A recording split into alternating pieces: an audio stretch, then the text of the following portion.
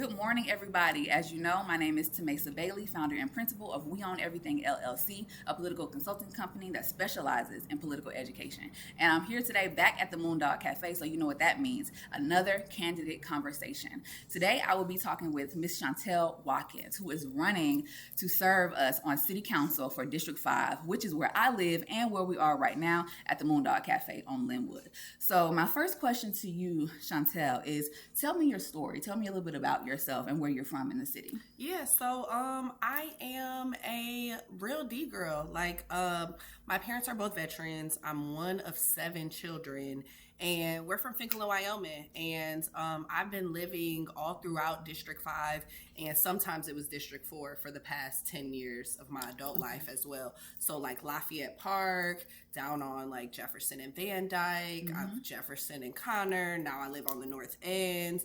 So I have had the pleasure, and then before that I was living in Southwest and Deep East and everything. You all over. So I've lived everywhere all over the city, especially as a grown up. So like, yeah, I've had, I was staying on Carlisle at some point. Like I've had the pleasure of living in many Detroit neighborhoods. Oh, that's amazing. So you have a lot of good perspective on the city as well. So here's the question that I ask all candidates. Why are you running to be on the Detroit City Council, and what do you hope to accomplish as a councilwoman? Yes, I have worked in policy and advocacy work for like the past 15 years. I've worked on issue-based campaigns like minimum wage and reproductive freedom for all, but I've also worked with, lawmakers to try and get them to move their vote and trying to take action on things. I have been told no about a lot of things, or we can't do that yet, or it's not time. And I, quite frankly, think that's BS. So sometimes I know exactly what they can do. I know exactly what it is. And I don't like the politics of politics. Like, it's about the people. It's about the constituents. I'm not here to impress anybody. Right.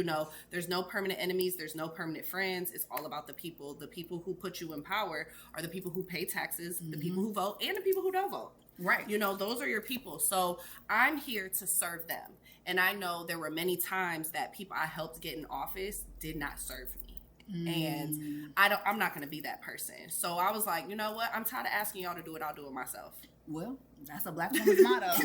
Let me in and I'll do it myself. That's beautiful, because this city needs leaders who are going to be people focused. So I'm really happy to hear you say that. And you talked a little bit about this, but without this position, without being on city council, what are you currently doing to have a positive impact on the community? Yes, so I'm the online to offline organizing manager at Detroit Action, and Detroit Action is known as the Union for the Hood. And I do a lot of my job specifically is people who are active online to get them to take action in real life, and then for them to report it back online. And we do issue-based things like my biggest issue cut that we just did was corporate accountability with DTE. They were trying to raise the rates to 10%. We got on their damn nerves to bring them down to the gas one to 2.65 and then the electric to 4.65. That was a hard fight. Beautiful, yeah. Yeah, it was a hard fight, but we did it. And, I would have loved 0%, but, to be realistic, Right. We knew that they weren't going to give us 0. So the 2.65, I was blasted out the water. I was like, oh, that's better than the goal we set. So we really, did a lot of good job with that. And I also teach people and mentor them up. Things, but that stuff I do like professionally, like in my real life, like day to day, I'm donating community fridges all the time, getting, mentoring other like young people in their 20s and in their teens to like do this work, because it's really community work. Like politics is in the community, but I don't look at like politics as the nucleus, like community is the nucleus. Right. So I'm really embedded in my community, and then I'm raising my baby. I'm a mama. So like that is really the center of my life, is being a parent. So even all the work that I do is because I don't want him to have to fight as hard as I have. Absolutely. If he want to be an astronaut, I want him to be able to go to space and not be worrying about his civil rights. Right, so, exactly. Yeah. And we do this for the next generation. We do this for the community. Community should drive politics, right? It should not be the other way around. So I really appreciate that. So let's get into some of the issues now. So in your activism work with Detroit Action, I noticed on social media that you all do a lot of advocacy around housing here in Detroit. We know that we have a housing crisis. We know that we have a housing shortage. Yes. Specifically, you focus on housing rent costs. And so if you were elected to city council, what will be your plan to address rising rent costs in the city? Yeah, well, unfortunately, there's nothing a city council person can do about the cost of rent. So there's a law in the state called preemption that happened during the Reagan era. So preemption means that any state law, the city law cannot go above.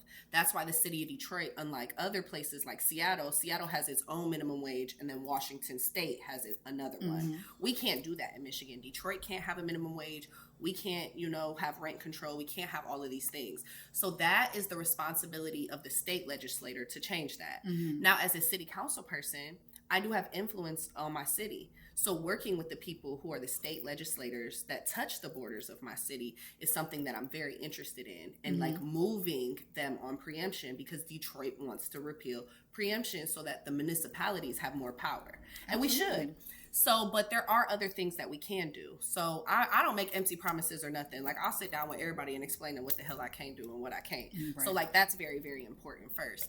But what I want to do is what other cities have done, and have a renters and tenants bill of rights, an ordinance, and work with organizations that are already doing that work, like Detroit Action. And there are other orgs in the city that are really embedded in the housing fight, and make that bill of rights so we can hold landlords, the courts, and people like me accountable to being good to renters and making sure that they're getting the things that they want, like right to counsel, which is the law that was passed and is funded for anybody who's facing eviction to receive a free lawyer. And there are many other things that we really need to address when it comes to renters and tenants to protect them. So although I won't be able to fix, rent control and rent costs, there are many other ways that I can protect tenants, and that's what I plan to do.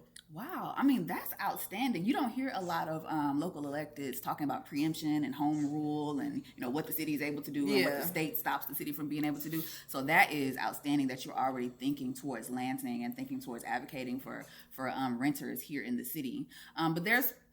So what do you say to people who say that the rent in Detroit is not as high when compared to other cities like New York or LA or DC or even Atlanta and Houston?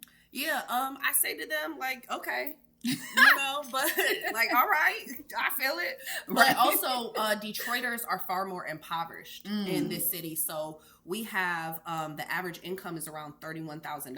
Yeah. And so I'm not comparing those type of numbers. Like, you can give me data all day. Let's talk about what the real numbers are. Right. The people in this city are impoverished. There are not as many economic opportunities. We have blockages like the housing crisis and public transportation when these cities have. New York has a subway. You can't compare us to there. People try to make certain comparisons that just don't land because our structure of our city is different. So yeah, the rent is higher there, but they have more economic opportunities there. The rent should be lower there, but we don't compare when it comes to the way that our people are treated in Detroit economics. Absolutely. It's not apples to apples. Yeah, it's apples to oranges, bananas to watermelons, it's all of that. Basically, yeah. So speaking of food, let's get into food deserts, because this is an issue that I hear a lot of people, especially young people, talking about. So one of the items in your policy platform is about pushing for policies that help Detroiters have access to affordable groceries. And I'm sure you know about, the food co-op and the Linwood Fresh Market that we have over here in District 5. But also we know that there's a lot going on federally that is impacting the price of groceries, such as tariffs, such as, President Trump's current actions. So in light of all that, what is your plan to help Detroiters have access to groceries when we know that the prices are going up? Yeah, this issue directly affects me. Like, I be having to drive out to Kroger, and it ain't no Kroger in Detroit, So even with Linwood Fresh Market and the Detroit People's Co-op, some people might not have access to get to those places closely. And a lot of people end up depending on like the gas station and the liquor store for a lot of their food and groceries. So I have a long-term plan and a short-term plan. So my short-term plan specifically is for us to have grant funding 4 gas stations and liquor stores that have refrigeration units where we work with the local market. It'll be like the Detroit Food Co-op's little fridge inside of this place, or the Linwood Fresh Market. And that's something that we can do within the city budget. So it would be within our power to do so, to have that partnership with them. And we'd be able to supply fruits and veggies on an immediate place. I also want to, there's so many people who do urban farming, and I want to also have programs and work with block clubs to teach people how to garden in their backyards. Also, some of the soil's toxic, so giving people money to do those raised beds and their first gang of seeds and everything. But also, we need more farmers markets. We need them right here. We got all this land. If it ain't bought, we put a farmer's market there so people can access that. But that is also, that's only going to work like 6 months out of the year. So we also need to keep developing. And what I want to also do is, we've given so many incentives and tax breaks to people to do stuff downtown. Now we got to move that to the neighborhood. Right. That same idea. And we need to give tax breaks and incentives to grocery stores.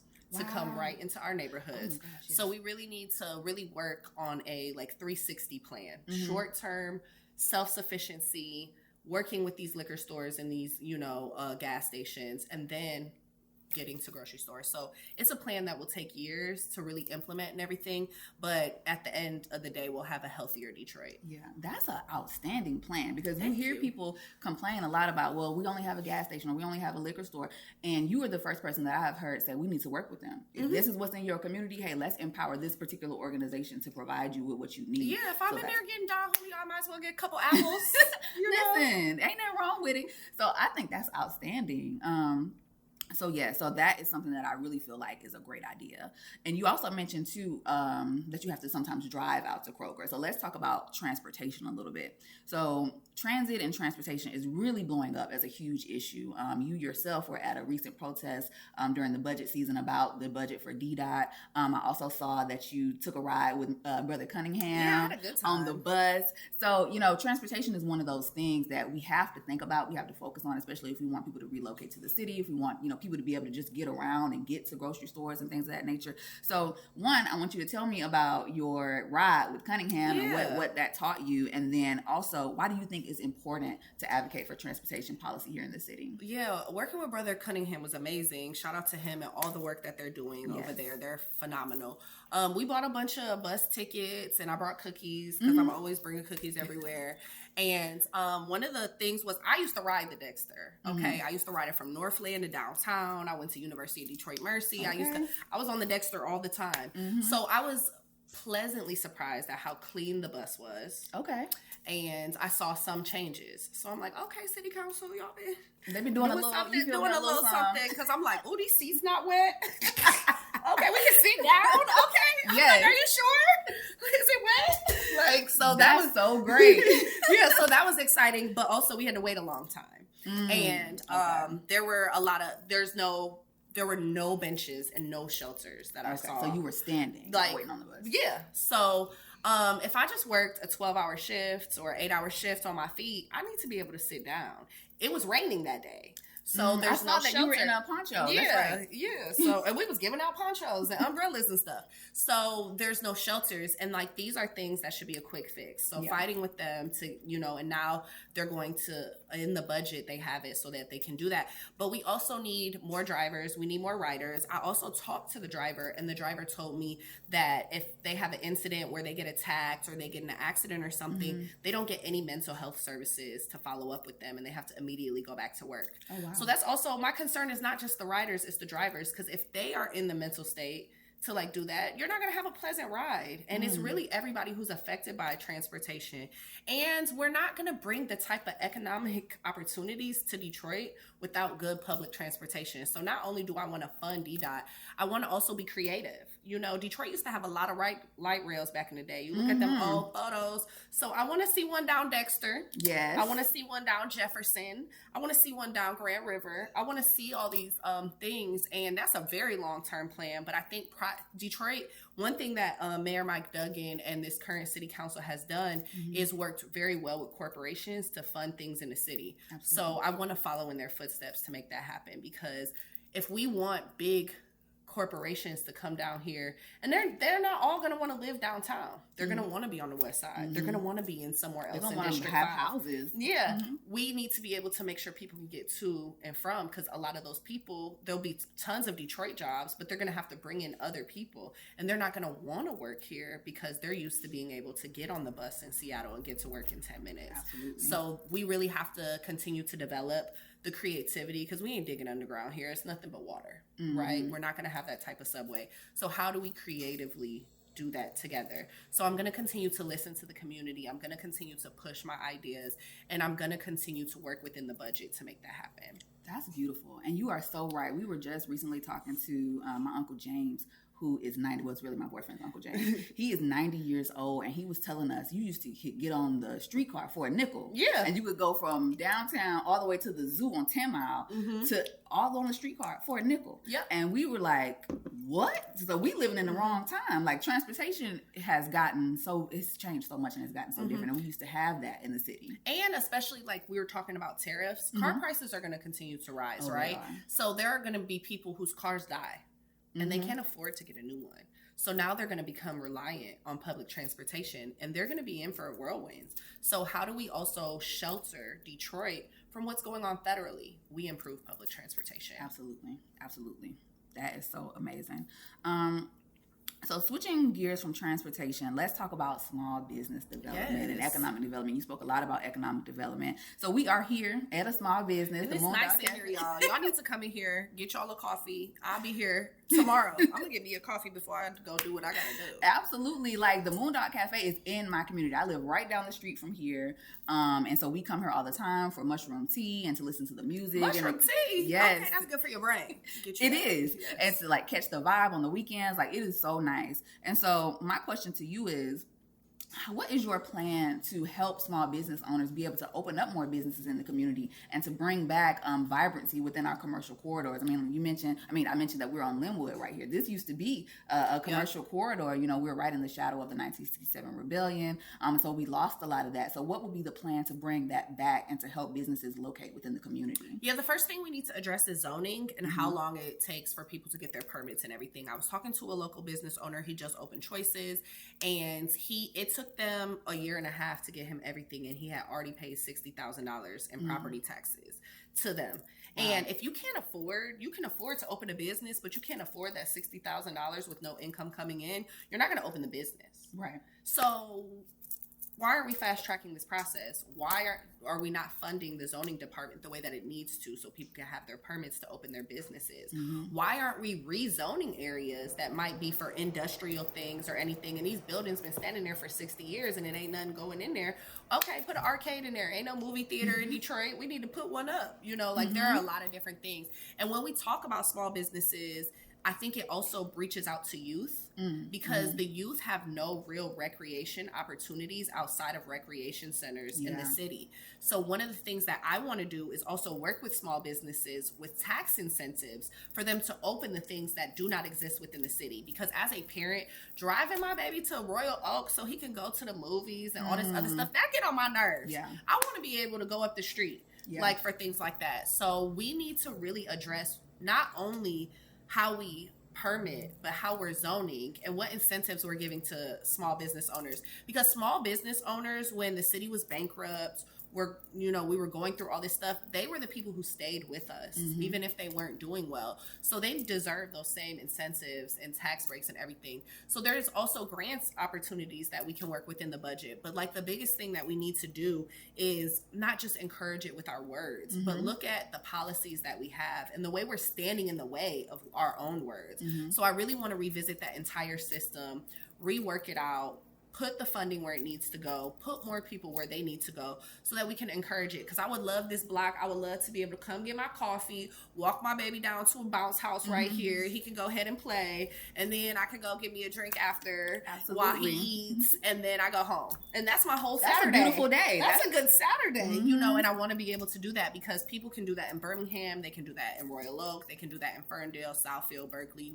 Name any other city. We deserve that same thing too. And then look at all the people paying taxes and look at how beautiful our blocks will look and look at how fast, our first responders will come and all this stuff. When we talk about economic development, we also have to realize that it not only helps those business owners, it helps the city. Right, absolutely. That's tax revenue. That's all of that stuff. Yeah, and people will be coming here, to from them other cities. They'll be like, "Oh, they got." That's what we need. Yeah, that's going to generate a lot because I mean, you mentioned you talked to Rob earlier today, and he was telling us all about his trials and tribulations with the city and their permitting and this and that, and it was just such an ordeal for them to be able to even open up and get folks in here because of all the stuff that they had to deal with. So your plan for that is something that's really going to help that. Yeah, it shouldn't be hard to open. It's hard enough to open a business. I'm in politics because I find it easier. If I could, so we have to make it easier for people to do so. That doesn't mean that we're neglectful or negligent, but we have to make the system a lot easier. Got you. Yep, and I agree. So you mentioned a little bit about tax incentives. So one of the things that I want to talk about now is the Renaissance Center.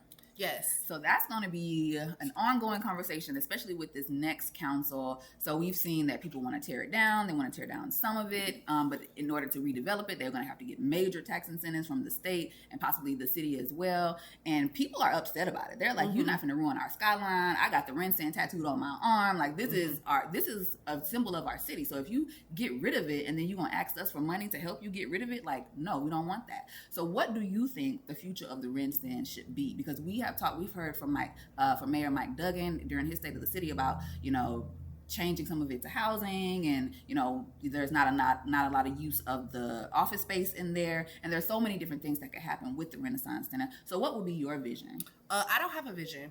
I don't at all, because I think we haven't spent enough time having town halls and discussing with the people what they want. Yes. So there has to be, when there's an issue this big, the city needs to take that seriously and call town halls, get public comment and everything. So when I'm in city council and they're asking us to go to these votes and asking us for these things, I will be putting a pause on it to talk to my constituents about what they want, because the Rensen is in District 5. So we're going to have a conversation about what is happening here. What do the people of Detroit actually want? Do they want it to turn into housing? Do they want some of it tore down? It has to come from the citizens. The Rensen is very important to a lot of people. I remember, if you my age, back in the day, 2009, 2010, used to be down Jefferson, and then you go in there, get your little Burger King, then go ahead to Belle Isle. It was very important. Yeah. And, we've seen things like Coach Insignia is gone. Even the CVS is gone. So we also know that there are not as many businesses there. So what do we do in order to fix it? But I don't have a vision, because my vision needs to be my constituents' vision. Absolutely. So I'm not going to make a promise or have an idea before I actually talk to my people about what they want. Okay, that's beautiful. That community engagement is needed. Every single big issue that's come before city council, there's been town halls and community engagement and all that stuff. So you already have a plan for that, because that is going to keep coming up. And I'm sure the other city council members feel the same way, because not a lot of them have made big, grand statements for or against. And we're in the middle of an election year, so we might see people who have that conversation. But people need to really have we need to pause and slow down. I feel it, but we're not in a rush. Right. It's still there, and people still working there. It's still cars in there. Right. So. And we don't have to rush. I appreciate that. So let's get down to the end here. This is an election year, right? And so it's going to be all about getting people out. It's going to be all about engaging the community. And so you had said something that really resonated with me. So I want to quote you really quickly. You said, "I do this for the girls I used to work at the strip club with. I do it for the people I used to ride the Dexter bus with. I do it for the people who know they have power but don't know how to use it. We do this for the people I grew up with on Wyoming and Finkel." And that statement resonated with me, because you're talking about the people. You're talking about the everyday Detroiters who are, going to work and going home and living their lives here in the city. And not all the time are they politically engaged. Not all the time do they feel that it's really even important to be politically engaged. So what is your plan for getting those people engaged and getting them to actually go out to the polls and vote? Yeah, you just got to talk to people, I have had a great time. I was a precinct delegate on the east side when I used to live on Jefferson and Connor. And my precinct did 15% better than it did in past years.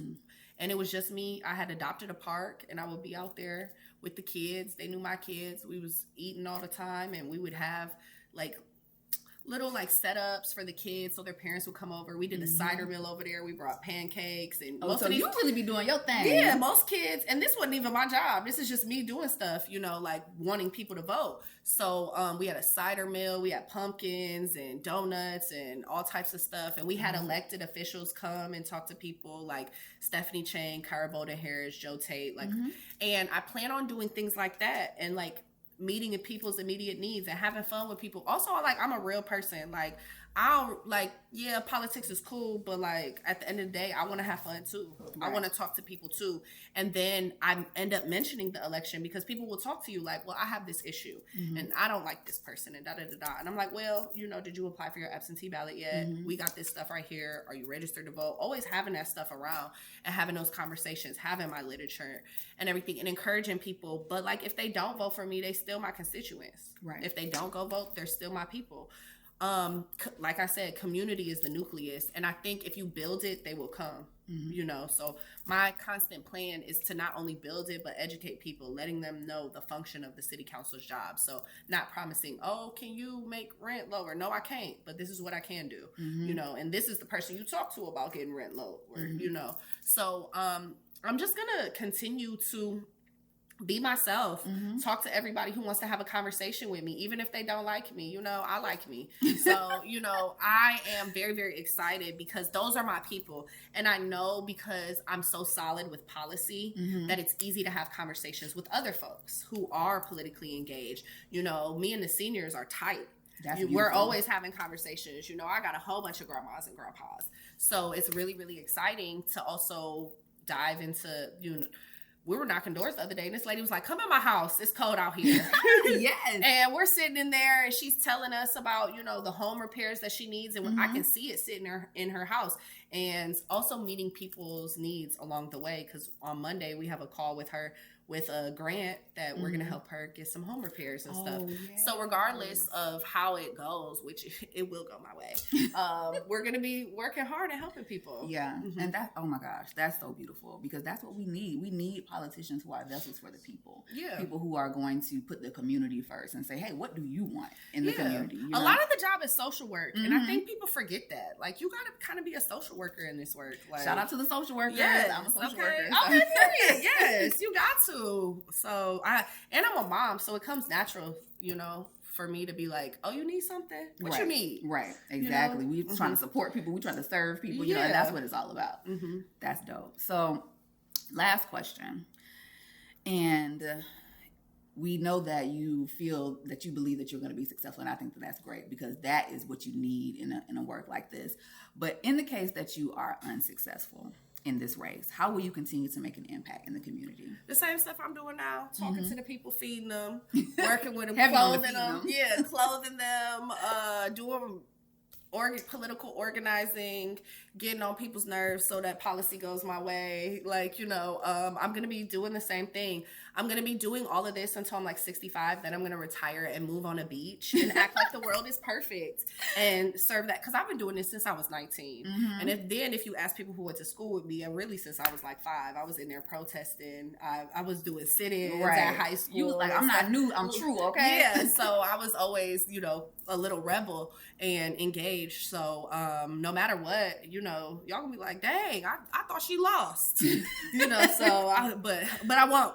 Okay, speak it. But I'm just excited to do it in a different way. So no matter what facet of life I've ever been in or where I'm going, it'll always be community. Outstanding. That's a great note to end it on. So this has been an excellent interview. Yes. Thank you so much, Ms. Watkins, for being here. Okay, you're good at this. Okay, thank you. Y'all better subscribe. Listen, tap in. So I really am grateful for you coming in and talking to me today. As you guys know, We Own Everything does not endorse political candidates, but we are sure to be bringing you the information about all the folks who are vying to run our great city. And so please tap in with Chantel Watkins. You want to offer your information on how they can contact you? Yes, you can go to my website to learn more about my policies and all the events we have coming up at Chantel, that's CHANTEL 4FOR Detroit.com. And you can follow me on Instagram at the same thing, Chantel 4 Detroit. All right. See y'all later.